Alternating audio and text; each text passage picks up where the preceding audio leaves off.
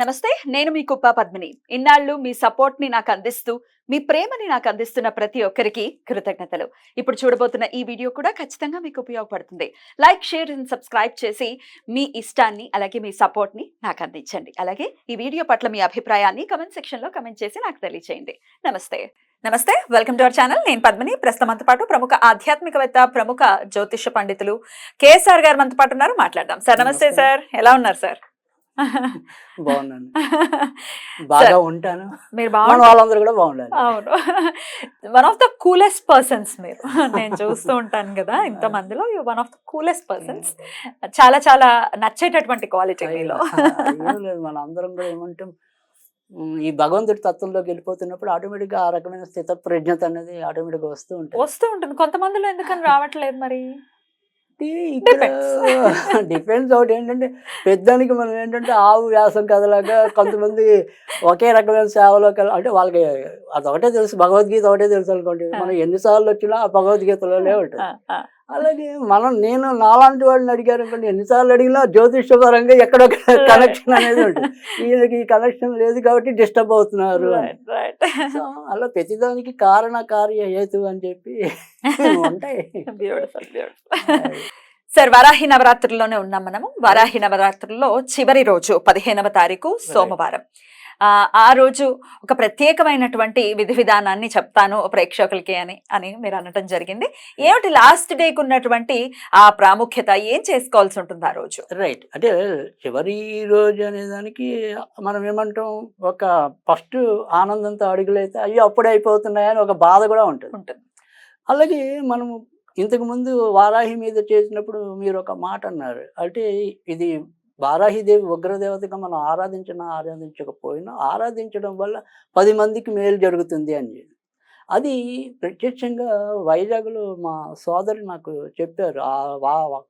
మార్కెట్కి ఆవిడ రెగ్యులర్గా వెళ్తారు. వెళ్తే ఈసారి మేము మా వారాహిదేవి చిత్రపటాలు బోలని అమ్మామండి, పుష్పాలు బోలని అమ్మామండి, మాకు చాలా బిజినెస్ జరిగింది అని. సో అలా మనకి ఏంటంటే కంటికి కనిపించే ప్రయోజనాలే కాకుండా తెలగనుకుండే ప్రయోజనాలు కూడా మనకి పండగల పరమార్థం అనేది హిందువుల పండగల్లో ఉంటుంది. సో ఆక్షేపించే వాళ్ళు ఆక్షేపించేస్తారు, ఉపేక్షించే వాళ్ళు ఉపేక్షిస్తారు, అపేక్షగా చేరువయ్యే వాళ్ళు చేరుతారు. అపేక్షగా బాగుంది, చాలా బాగా చెప్పారు. అయితే దీని వాళ్ళ దగ్గర ఆన్సర్ కూడా లేదు. ఏమంటే 10 మంది బ్రతుకుతారు కదండి అంటే దానికి ఆన్సర్ లేదు.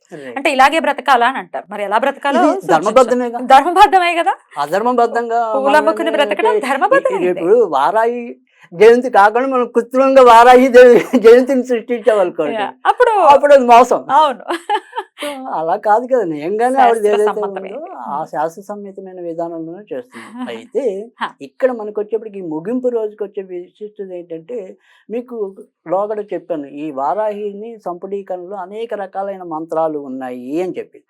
ఈసారి ఏమైంది, ఇది మనకి సోమవారం వచ్చింది. తర్వాత నవమి నాడు ఎలాగ ఎండ్ అవుతుంది కాబట్టి నవమి అనుకోండి.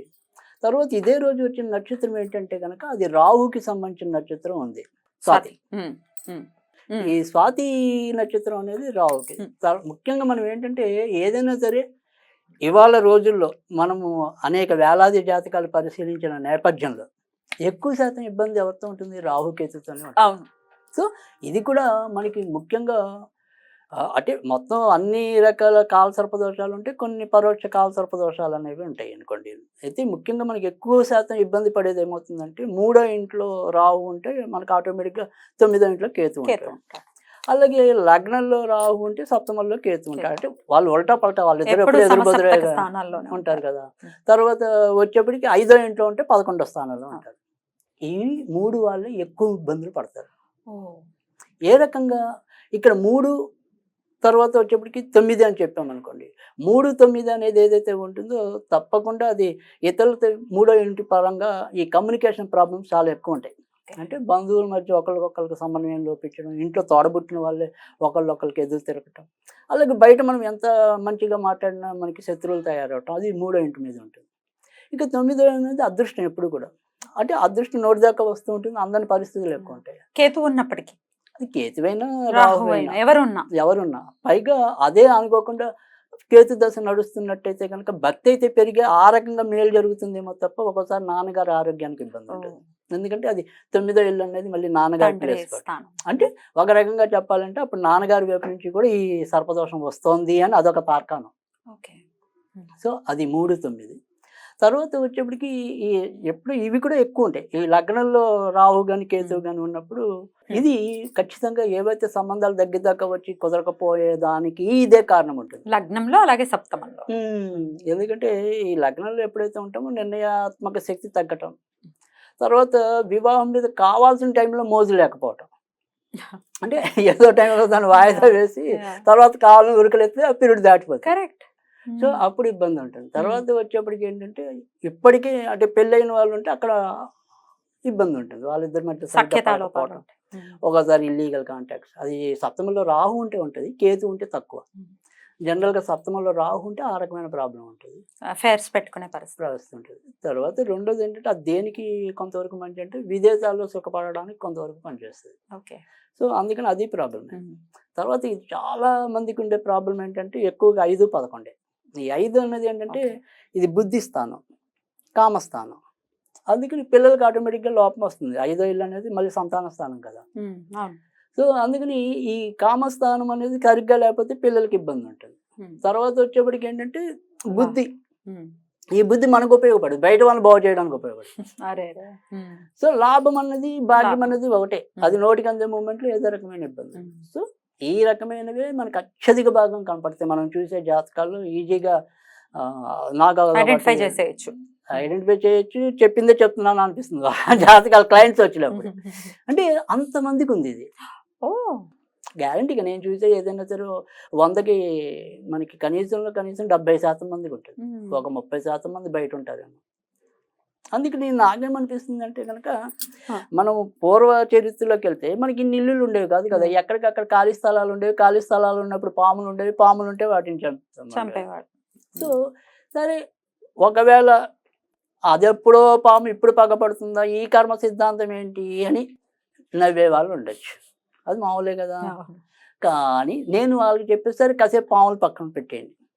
జాతకం ప్రకారం ఏవైతే రూల్స్ ఉంటాయి, ఆ జాతకం ప్రకారం అయితే రాహుకేతు ఉన్నారు, వాళ్ళు సర్పాలు కాకపోయినా ఉన్నాయి. సో మనం జాతకాన్ని తీసుకున్నప్పుడు ఖచ్చితంగా ఏదో ఒక రెమెడీ అయితే ఇవ్వాలి.